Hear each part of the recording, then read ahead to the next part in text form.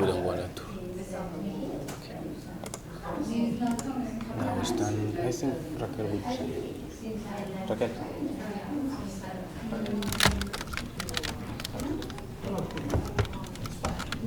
You go. You go. The biggest worry is not actually. Your trouble funds is what I can present myself. Oh, yeah. Oh, it's not on. Ah, yeah. This is the Lecton PC, maybe?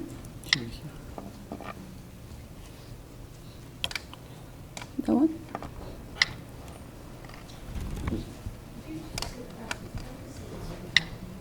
That's laptop. No. It should be that one. It's on. It's coming up. I can start talking about it in the meantime. It's coming.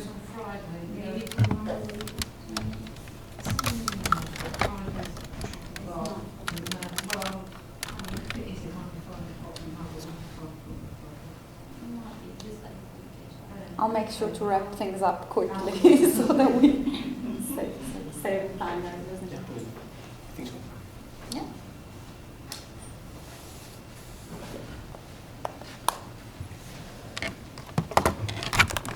Well, thank you very much for coming here today. So today we have the pleasure of having Ozge Oner from the Land Economy Department in Cambridge University. So you have a lot of titles here. He's a lecturer in spatial economics and real estate. He's also a fellow in economics and land economy at Sydney Sussex College, director of studies at Sydney Sussex College, and director of studies at Wolfson College. So all of the redundant tasks one says yes to without understanding what they are, and they come with many, many titles. Okay, Thank you. Okay, and today she's going to present this paper, co-author with Johan Klaesson and Dieter Pennerstofer, that is about neighboring analysis of ethnic enclaves. So thank you very much for coming here. Thank you. And now it's all yours. Yeah.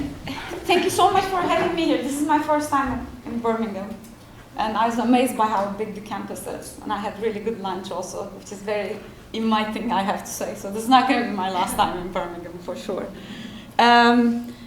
This paper is a part of a series of papers that we've been working on with so roughly 6 people or so in different combinations, basically.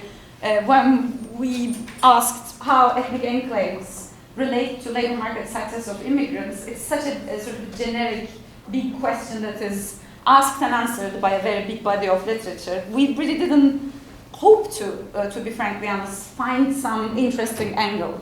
It's a very rich literature, starting from urban sociology all the way to modern urban economics literature. I mean, this question has been at the center of the debate that tries to sort of tackle formal and informal institutions and how they're important for the labor market integration of immigrants. But I mean, it took us 3 or so years to have what we hope to submit within the next few months. In the meantime, some smaller versions of this paper got published and submitted, but the actual paper itself has been brewing. And we are still so open to making all sorts of amendments. So if you have any idea that you believe that can improve the paper, you're please most welcome to shoot it at any point during the presentation, so you don't even need to wait till the end. The title is When Weak Ties Are Strong. I'll tell you where we stole the title from. My co-authors, Johan and Dieter, do not like the title at all, so I need sort of democratic support for keeping the title, and I'll try to explain why I like it so much. Johan Klaesson is based at Jönköping International Business School, and Dieter is at Linz, at Johannes Kepler.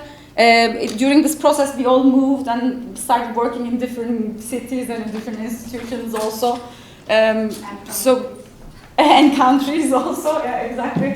So this is also our story of our own immigrant story almost, you may you may imagine. Dieter was at WIFO at Austria before and moved to Linz, and I was in Sweden, moved to Cambridge.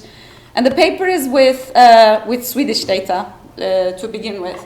So the background. Like I said, the question whether ethnic enclaves relate to, or how ethnic enclaves relate to labor market success of immigrants has been at the center of urban sociology literature for quite some time. But the empirical work we see within economics, particularly in mainstream economics, is roughly mid-90s, late 90s, when several papers came out. One of them that is quite remarkable, in my opinion, is the 1997 Kepler and Glaser paper, where they ask, are ghettos bad or good or bad? This is sort of the standard empirical setup to think about how you can investigate the importance of ethnic enclaves for immigrants. So you have some success measure, may that be probability to find the first job, language proficiency, whatnot. Then you try to estimate this with respect to the degree of ethnic concentration within a particular area for an immigrant, right? And then you want to also control for a vector of variables that capture individuals' own ability to achieve whatever left-hand side variable you are interested in. In this case, let's say it's the probability of finding the first job in the country. So it's a labor market entry. So the idea, essentially, in 1997 paper, but also their follow-up papers, was to look at the size of the ethnic enclave. So maybe 9 out of 10 papers look at the sheer concentration of ethnic peers within an area and tries to estimate the importance of this on the probability of either finding a job or starting a firm or some other basically labor market related sort of success indicators. Obviously, the problem of sorting became an issue that is discussed widely in the literature because the individual characteristics, or let's say the vector of variables that are represented by X over there, are not going to be independent of one's ability to sort himself or herself into a particular neighborhood. So essentially, you have two things that are not orthogonal to each other, and trying to estimate the importance of one thing while holding the other things constant, but the empirical design itself is flawed to begin with. People started attacking this problem in various ways. There are a couple of papers I will mention that are sort of the industry standard how one can approach the issue of selection. Namely, how can I isolate the effect of ethnic enclaves, holding all of the individual ability or observed and unobserved individual variation constant, right? One paper that is cited most is Edin et al. 2003. It's again with Swedish data, but it's at the municipal level. So they are exploiting a quasi-experimental setup in which, so up until mid-90s in Sweden, there was this central placement scheme. So if you arrived as a refugee to the country, you would be randomly placed to one of the municipalities and your individual characteristics would not be accounted for when you were placed into municipality A or municipality B. So that they exploit this quasi-experimental setup with the central placement policy for Sweden. And about 6 years later, she exploits the same kind of empirical design for Denmark. Once again, looking at rather large labor market areas, these are still municipalities. They are what we would deem to be Swedish cities, more or less. So they use the exogenous assignment, and they find quite mixed results for labor market success of immigrants. That is in line with Kepler et al. 2008. They don't have, for the United States, this kind of exogenous assignment. What they do instead is that they look at, they restrict their sample to young adults only. So their argument there is that the location of a young adult will be dictated largely by the parents. Hence, there is no sorting, at least not yet. So that we can look at this small group of people and try to understand what the ethnic enclaves mean for their labor market engagement, as well as, if I remember correct, language proficiency. So we do not necessarily investigate the importance of ethnic enclaves, at least not in this paper, because we started off looking at the probability of finding the first job and how ethnic enclaves may matter for this probability. But we are instead actually taking a further step and looking at the probability of finding the first job in a particular location. So instead of propensity to engage in labor market, we are trying to estimate the probability of a commute. For those of you who are into sort of transportation literature, what we have is dyads that we create between the residential location and the location of the first job. So each observation is a link between two locations, not the outcome itself, but the location of the outcome. The reason why we are doing so is that, on one hand, this kind of empirical setup allows us to isolate a particular channel through which the ethnic enclaves may operate, namely information channel. And I'll try to convince you that that's what we are doing in a second.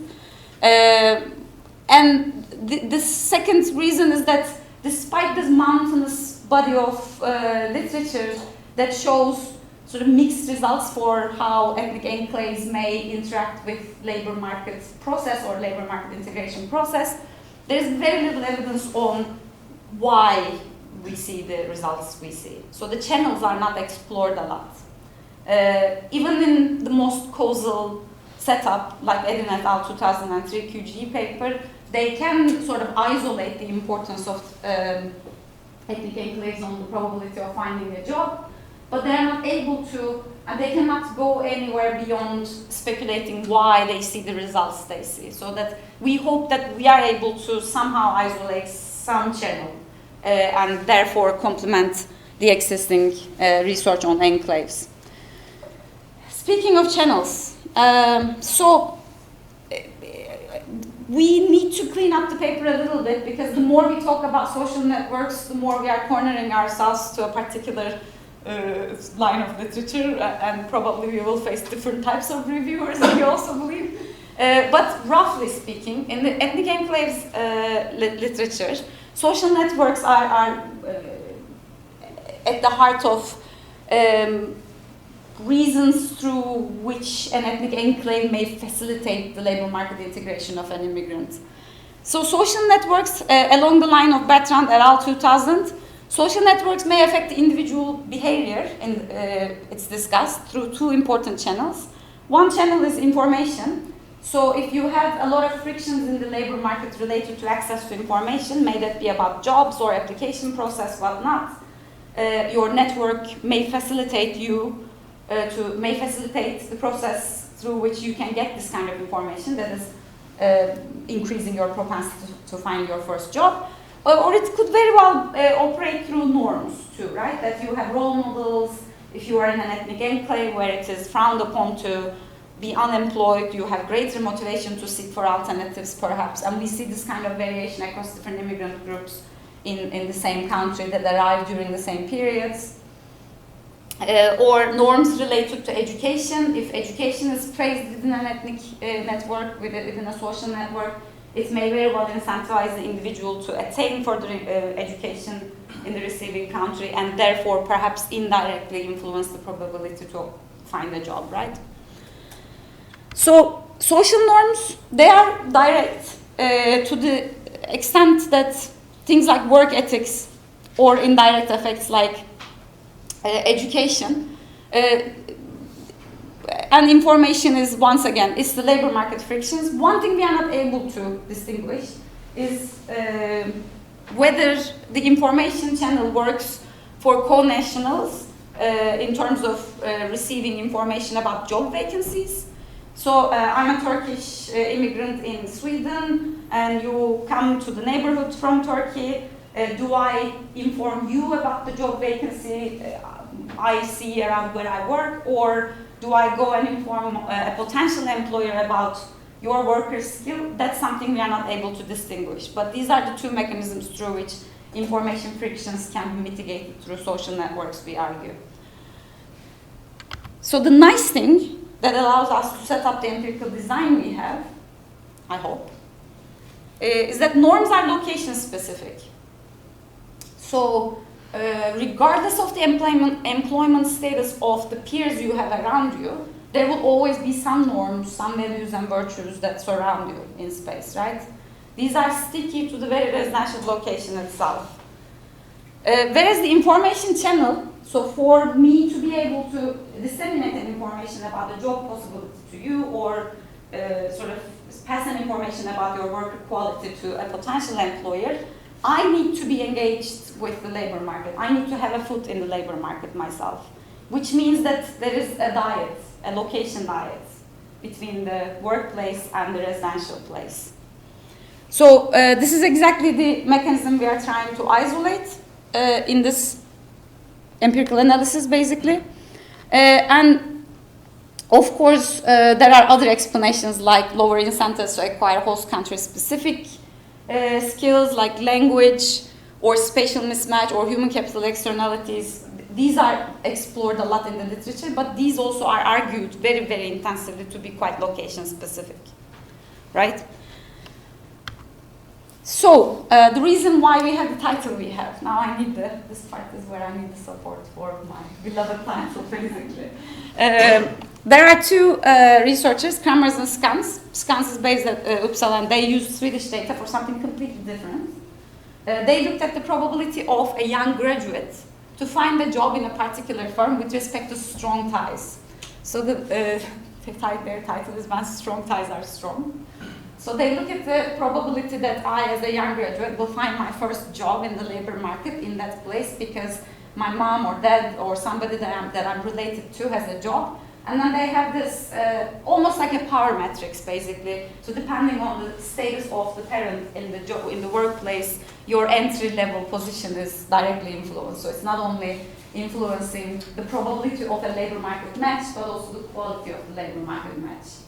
So if you have, so they have a very crude divide between like low status, middle status, upper status, job classifications, and how this influences the probability of you finding a particular type of job in the same workplace. Yeah. Sorry, maybe you're going to clarify this later. I just was wondering about the information channel you talk about regarding the location. I was thinking, depends on the education background of immigrants, this information channel do very much different. Right. So do you distinguish those? Yes. Yes. Absolutely right. So it would be different between peers that have similar education level versus those that have some educational distance. Yeah, absolutely. Also influence the location. By the way, that's what they find in Kepler and Glaser 2008. They find positive results for from being in an ethnic enclave for high human capital immigrants, whereas their results is super mixed for, I should say, for peers with less education or less formal education. But the nice thing about it is that, so that they look at, and I like this quote, networks as tools for disseminating information between prospective workers and firms are likely to be particularly important in cases where information about suitable jobs is scarce and ex-ante information about worker quality is noisy. So neither the person that is seeking the first job knows how to do that and what kind of jobs are available in the market because that's the first job, exactly with the young graduate example, right? Nor the worker is able to assess the proper labor quality of the applicant because there's no former experience that the individual can present the potential employer with. So all of a sudden this information channel, references, vouching for somebody becomes particularly important. And when I was reading this paper, it made perfect, the link between the young graduate seeking for the first job and the newly arrived refugee trying to find the first job post worker permit grant seemed quite parallel to one another, that they are very similar examples. Ozge, just a comment on this, not really a question really, but like probably this should be very segregated by skill level, isn't it? Like when you're searching for a job in the higher segment of the market, the companies do actually very thorough screening and tests and psychology tests and all kinds. But if you go to the lower segment of the labor market, then I think these mechanisms become really, really important because the unobserved ability component is very high for both sides. Definitely, and I hope that actually the population selection we have is going to highlight this part in a way that we work with refugees, two particular waves of refugee migration. Skill level is not very the standard deviation is very low within the group. If you look at it, almost all of the people that arrived during the 2 periods that we are investigating are very low skilled people, and they're also very homogeneous groups of people. I wouldn't be nearly as confident if I was presenting this about all of the immigrants coming from all sorts of life with all sorts of experience. But that's one of our main arguments for why we work with the population we work with. And you are absolutely right. It wouldn't, if you are a high human capital seeking for an IT job, for example, referencing may not come in as much of an important factor as you seeking your first job in an ethnic restaurant. Of course, definitely. So, yes. Information about job vacancies is difficult to obtain. Job referral is therefore particularly important. So the identification in visual terms, this is the way we are thinking about it. So we have several neighborhoods. We observe the first residential location for a refugee that comes to Sweden in T. And in T+1, so the period after, this person finds a job in a particular location, right? But I know who the person, he or she, was living with in the initial period and where they had jobs. So we are looking at the probability that given that this individual finds a job in that period, given that she has all of the potential locations in her choice set, what's the probability that she's going to find a job in A rather than C, let's say, because she had neighbors within her ethnic enclave the period before who already had jobs in that particular square, right? So it's not the probability of finding job. Given that she finds a job, where is she going to find the job? So we follow a conditional Logit framework for it. And the neat thing about the conditional Logit framework, the way we argue at least, is that so you have this vector of variables that capture partly ability and not in full ability, obviously, because there are things we are not able to observe. Then you have place-specific variables about the ethnic enclave that you are surrounded with in your residential location.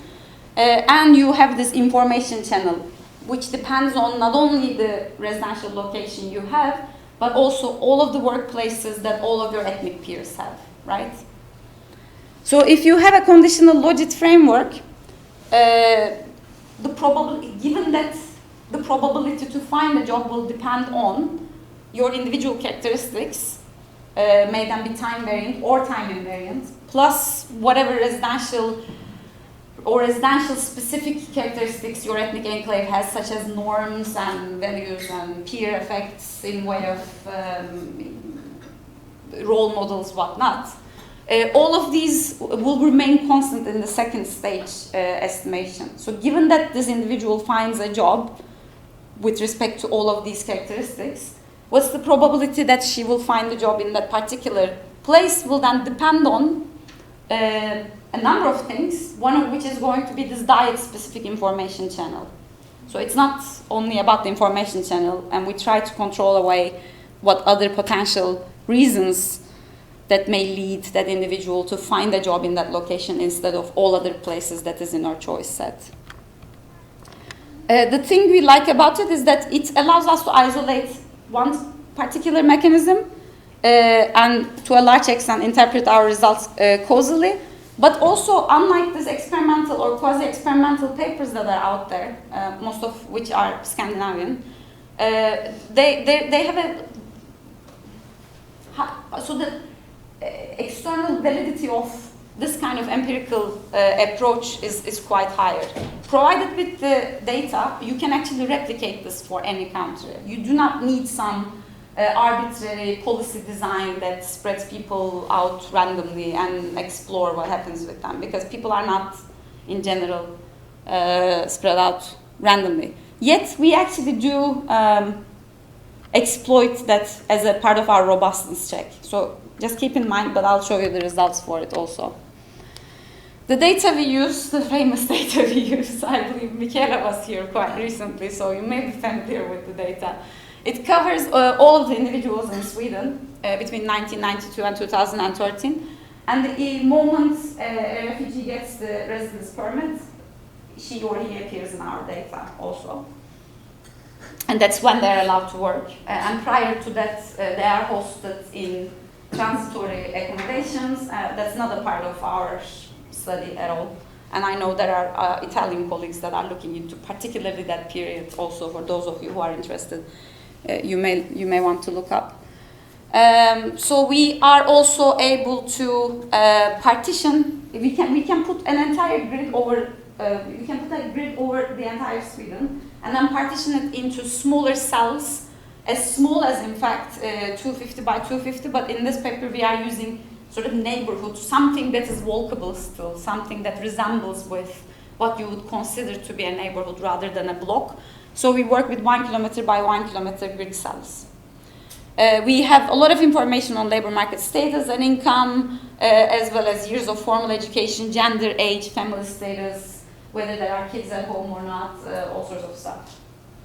And we have country of birth for 18 regions, but we work with 2 particular group of people, country of origin of whom we know.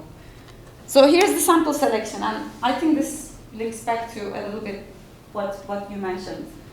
Sweden has received, immigration to Sweden is not a recent phenomenon. Sweden has received a lot of immigration since late 80s, early 90s. But there are 2 waves of immigration that are quite particular, and there will be a 3rd wave to be studied if we wait a couple of more years after the 2014-15 spike, of course.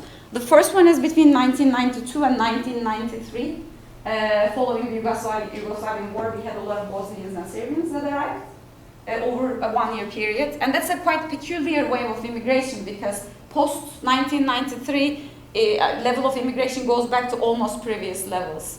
And then in 2006, the second sort of spike you see there, between 2005 and 2006 rather, following second Iraq war, we have Iraqi refugees that are arriving exactly that 1-year period.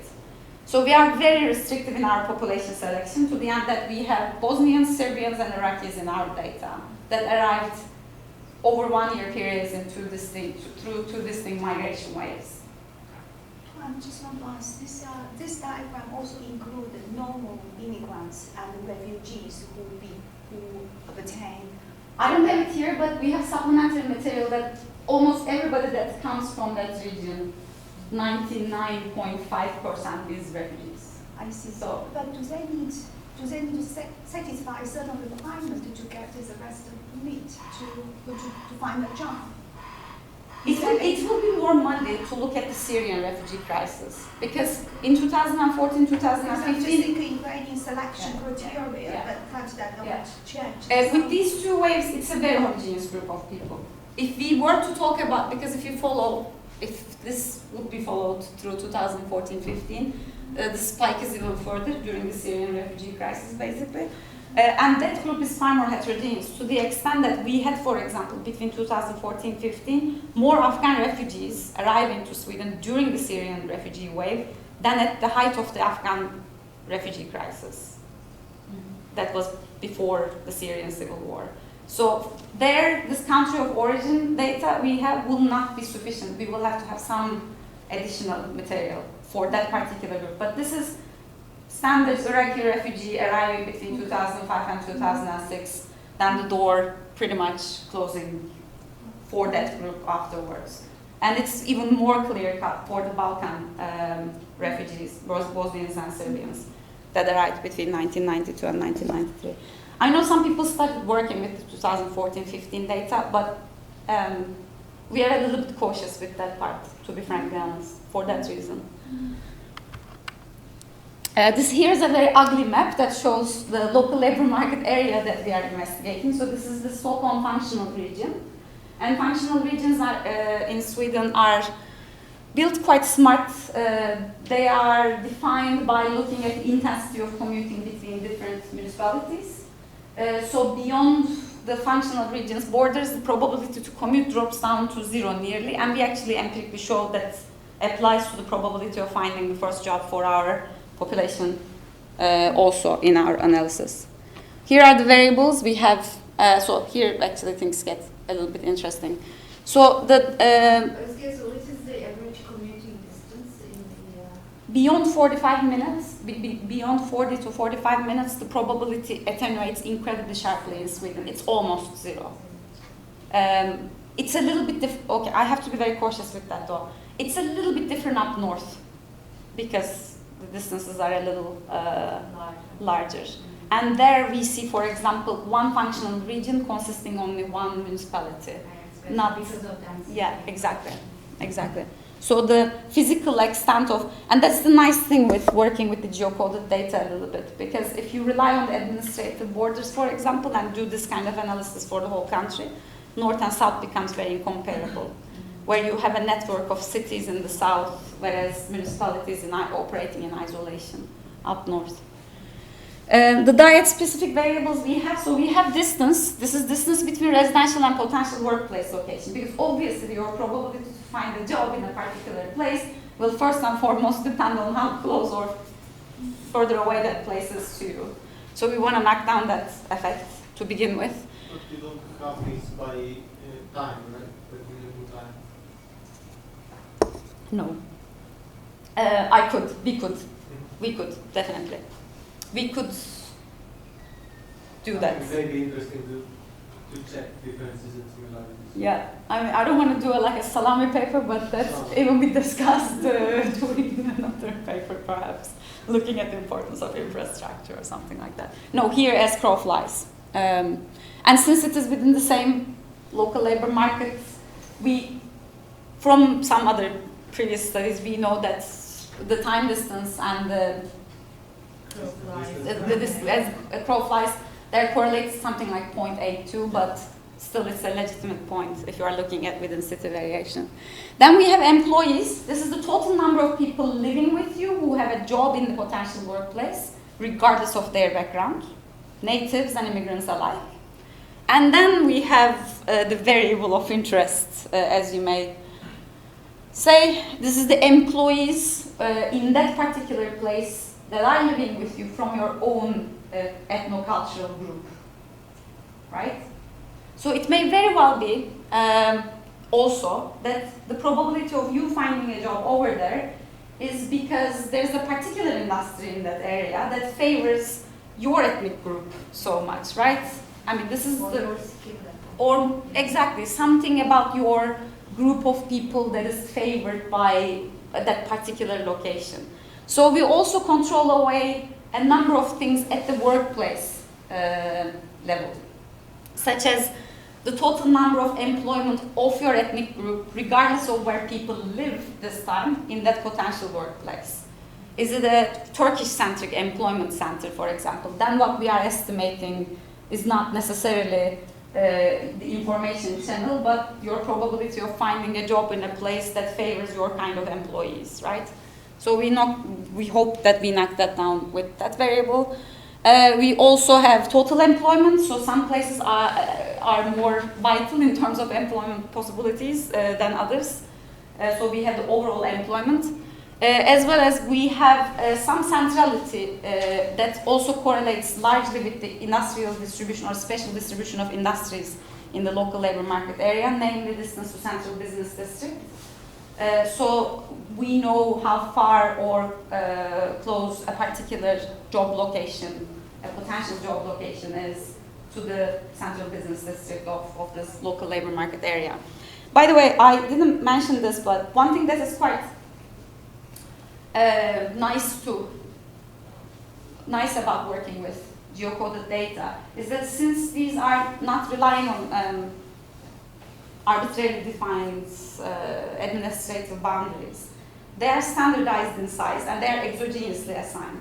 So I believe, although we are not saying it in the paper now, but most of our estimations are actually quite conservative, right? We may be capturing an actual neighborhood, part of an actual neighborhood perhaps, because we just completely exogenously assign these areas. The other nice thing is that because they are standard in physical size, the difference between any two variables is the same as the difference in their density. So they can be interpreted as density variables naturally also. So you can understand how restrictive we are with our population selection here. If you pick just the people that arrived 1990 to 1993 from Balkans, 2005, 2006 from Iraq, we still exclude a number of people that drop out of the sample before finding the job. Maybe they don't stay in Sweden and leave Sweden, did not find the job until the end of the sample period, which is a quite large number, still 2,600 people or so are unemployed from first period till the end of the period we are studying. Found first job in the year of arrival, we also dropped that out because we cannot establish the kind of dyad structure we can for the rest. Location of the first job could not be precisely identified, so that there's some ambiguity with the data. Then we drop those from our sample also. I'm going to skip. Yeah, okay, so I'm not going to talk a lot about these numbers, but just to tell you, so for these 3,840 or so people, we have a total of 14,780,000 observations. And each observation is a potential link between two locations then, right?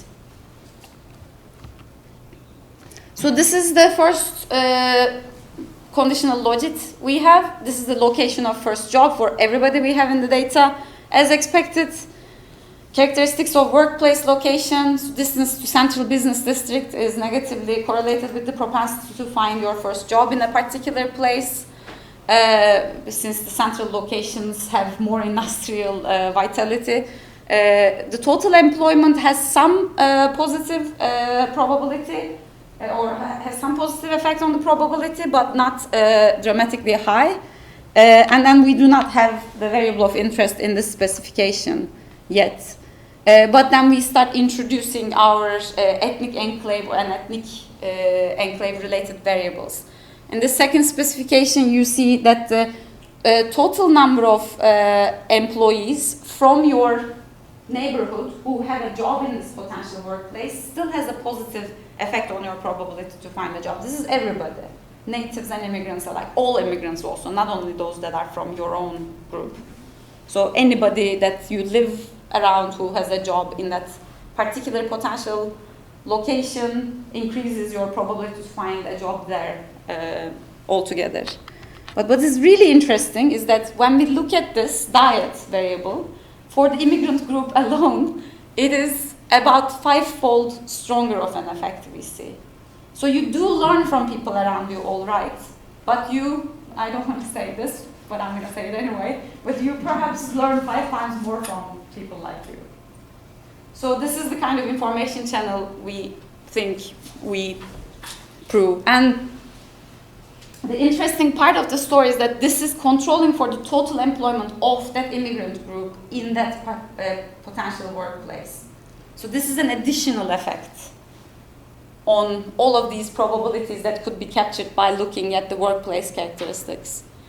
Then what we do is that, and here I need some extra support if you guys know some particular literature you can nudge me towards. Here we split the Balkan immigrants and the Middle Eastern immigrants, and one thing that is quite striking is how the effect is so much stronger for the immigrants from Balkans than it is for the Middle Eastern immigrants. And this is even controlling for the time spent in the country, so the tenure is taken into account naturally. In the case of Balkan, the importance of your own ethnic peers for your probability to find a job in that particular place is about, well, I cannot do the math right now, but it, but it is about 10-fold more stronger in magnitude if you look at the marginal effects, if I remember right, than it is for the Middle Eastern group. My argument, my speculation has been that regardless of the fact that they come from the same country, the Iraqi group in terms of religion and language, whatnot, is a far more heterogeneous group than it is for Balkans, because there's also a further separation between the Serbians and Bosnians residentially. They don't often live within the same neighborhoods. But if you have anything qualitative with these groups of immigrants from any particular European country, please do send it my way. This Can I just ask you a question about that? Because Yeah. Balkan people have arrived before the Middle Eastern ones. You haven't said anything about the job search literature, which you think in this period, as you go forward, the internet has become much more interesting. So could the internet be a factor as well as the heterogeneity of this? And what is the impact So of there's the a internet structural on everything change that for you're us. doing? Because that's quite a, it's quite a big literature on job search and the internet. That's a very actually good point. And we talk a lot about job search, but we almost exclusively talk about spatial job search. But you are absolutely right. So actually, during that period, there has been a structural change. You say, right? Yeah. So then later, I mean, I think that could be a factor as well. Yeah, I was thinking as well that the later years also there is the automation. So if automation affects a particular type of the skill, so normally lower skill, so it could well be that those communities are more affected. So automation, structural change, the digital job search. One thing we write right now, and tell me if you guys think it's reasonable, the self-employment rate is incredibly high among the Middle Easterns. So the probability to start a job instead of finding a wage employment is many-fold higher than any other immigrant group, as well as the natives in Sweden. How it is treated here. And we don't have them. We have wage employment only. So this is the way we are talking also, that is like enterprise. This is a different kind of immigrant group that is But you can also attracted to self-employment. include it in the model if you have the share of self-employed people Yeah. in their community, if it is a cultural trait or something. Yeah. There is some part dependency as well in terms of, like in the UK at least, you will not find the Serbian in an off license, having the off license with the rest of his family and so on, which I think is much more common Middle Eastern population. So this will affect the self-employment.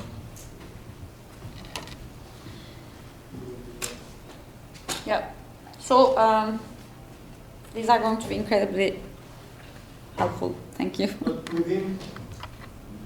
even within Iraq, you have different ethnic kind of, it's kind of more like Spain, you have different like ethnic associations within Iraq, I think, so both culturally, religiously, and It is a more heterogeneous group, definitely. geographically, you Yeah. have different associations. Yeah.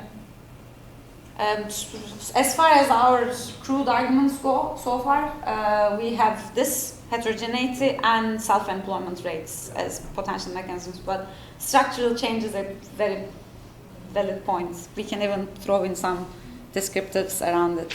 So the number of jobs found online versus offline, kind of. And the results hold. They are quite robust when we introduce location fixed effects for the potential job location, basically. So then we start looking at what people use as their main specification in the quasi-experimental setup. So we do know that largely, particularly for the immigrants that arrived from Balkans in the early 90s, the initial location is very much exogenously and centrally assigned by whichever state agency that is in charge. So what we were advised by some of the more mainstream econ fellows was to just stick to the people that are observed in a particular location and never move. Because it could be very well that you are moving about and you are optimizing your location with respect to labor market prospects. Even then, it would be quite improbable, not impossible, for you to know the job place of every single ethnic peer in a particular residence and then sort yourself into that residential location, thinking you are going to find the job in a particular place beyond finding the job. But even then, we look at the movers and stayers, and our results are virtually the same. For those that have never moved from the first location we observed them, and those that optimize several times their location. And I think this The decision to stay is also endogenous. exactly, and that's why How is it helping? I'm not sure. exactly. I understand it's good to do the test. Exactly.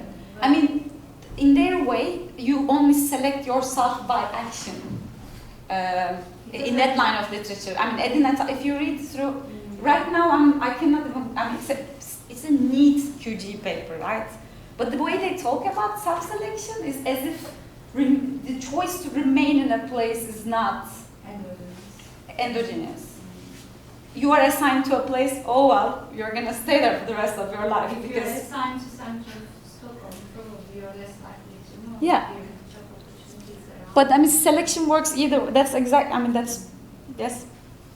That's the ongoing, never-ending debate. I mean, if you ask me, that's why that kind of quasi-experiment, and also in a way that you know a vast majority of the people optimize their location throughout a long period of time. You observe them, so that even let's say you are able to identify a causal effect for those that never move. What do you really learn about the population you are interested in anyway? They're not really representative of the general immigrant population. I mean, immigrants are like people. We like to optimize our location just as much as the natives do, right? So, yes, definitely. I just want to ask, what does that mean by assigning?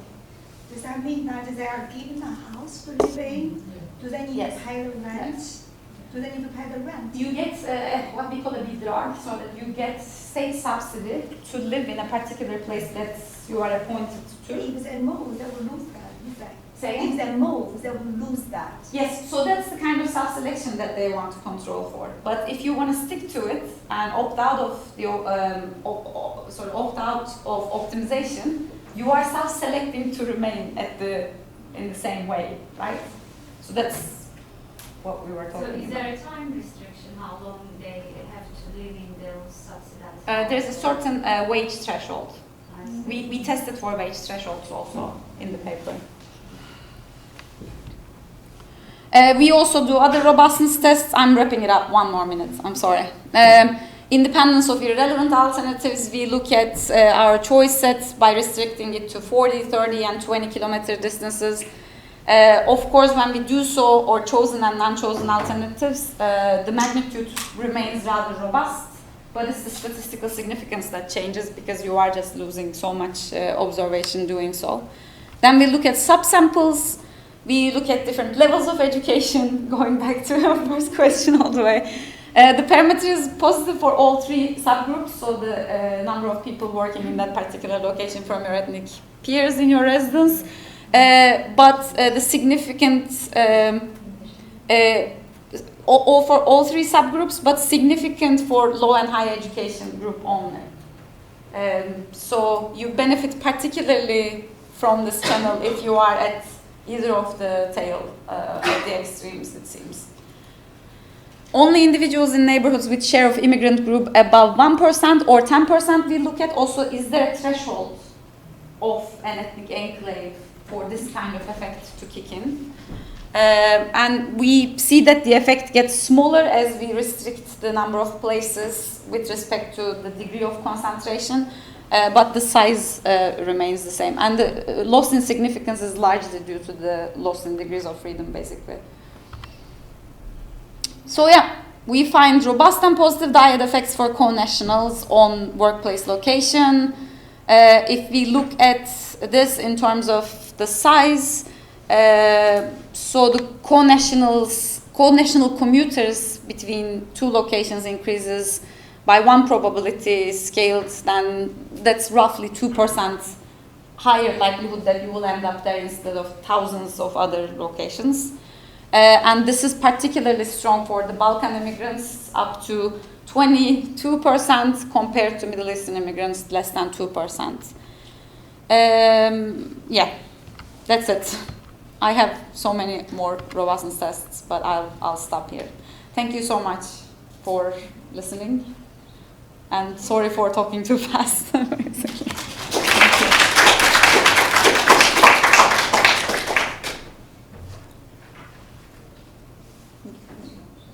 might have missed it. So do you include those who are self-employed or those who start business? No. No, we have another paper on self-employment. Not with these guys, but with some other Swedish guys. I only write with Swedish math, no, I'm joking. But I have another paper on probability of Middle Easterns starting their business with respect to entrepreneurial clusters, ethnic or native, that are around them. We started off by looking at different labor market prospects, but actually the mechanisms for starting a business is quite dramatically different than those that lead you to wage employment. So we decided to keep this one clean for labor market entry only.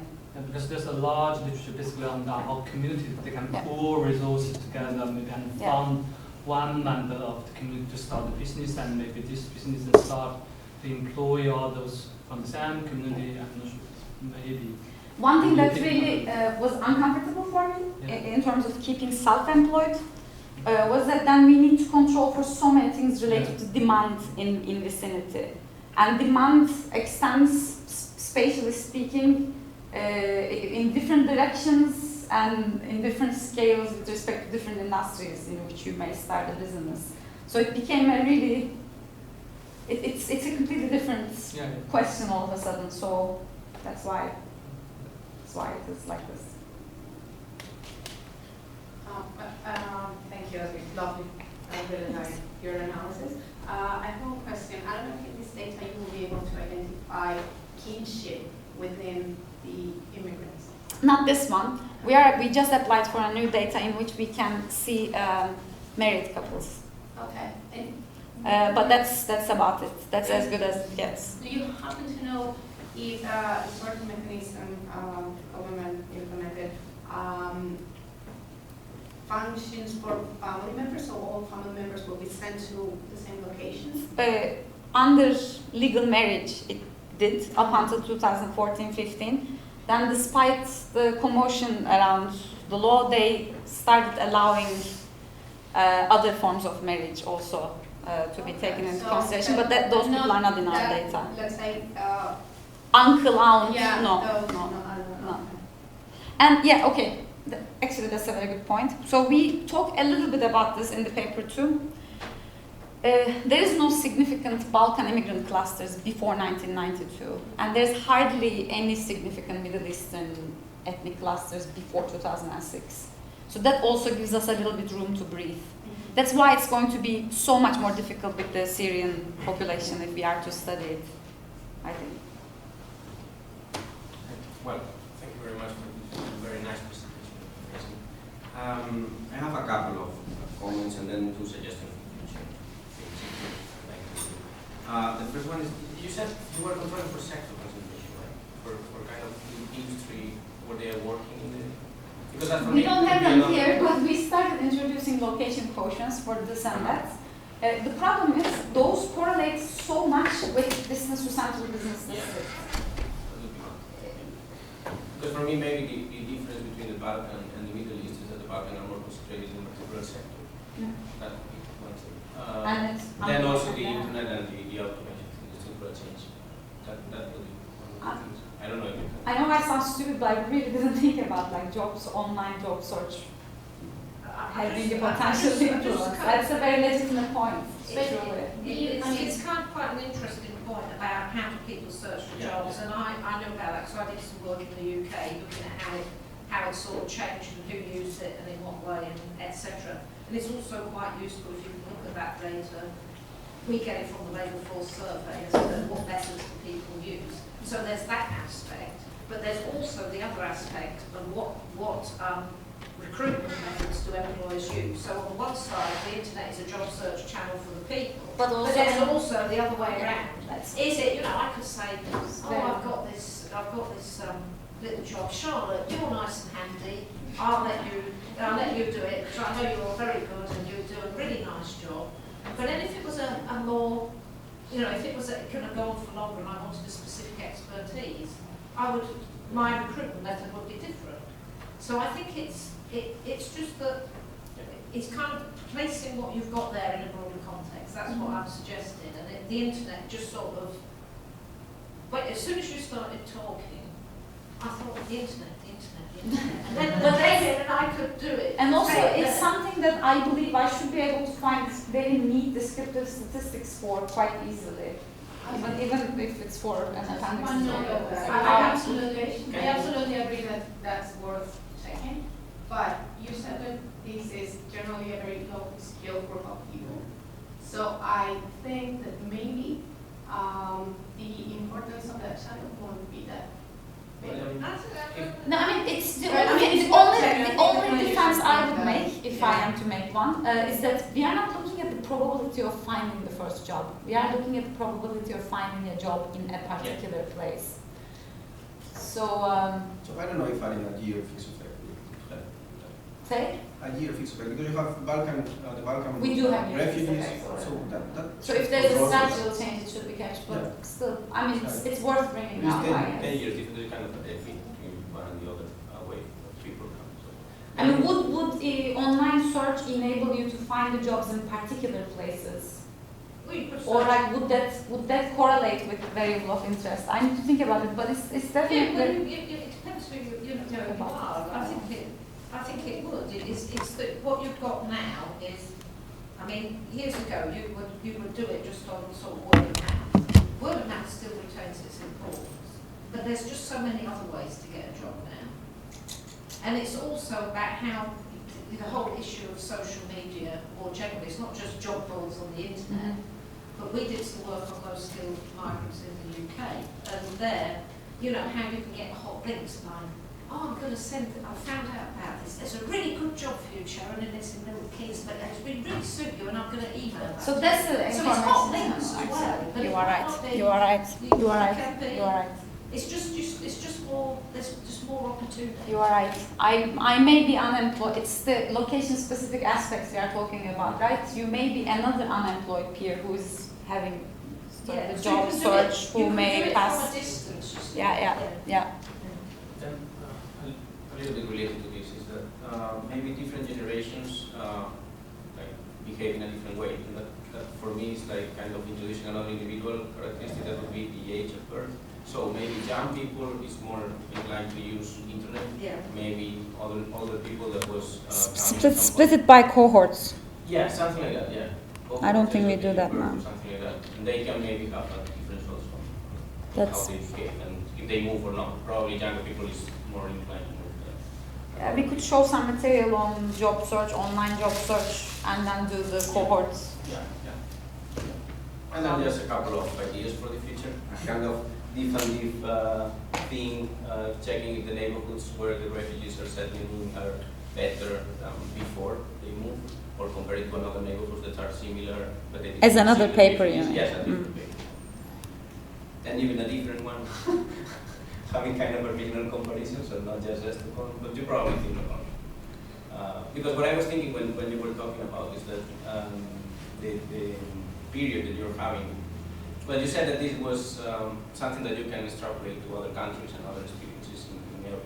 But the period you're having, you have in the middle the crisis. I know Sweden doesn't even have a crisis, but Spain, Italy, southern regions and economies, 2008, yeah. they do have a crisis. So I don't know if the effect of a crisis would make this probability of searching for a job or looking for a job in a different place or moving or not would make a difference. And related to that, probably different regions in Sweden had a different, performance during those years. So not just Stockholm, but maybe Over 2007, 2008, by the way, if you look at the probability of finding a job, not finding the job in a particular place, there's a significant decline in the probabilities, even in Sweden, But where the crisis was a little You have the tiny. geo-coded, so that's right. But thank you. I can keep doing this, so you guys will have to say that I don't have time.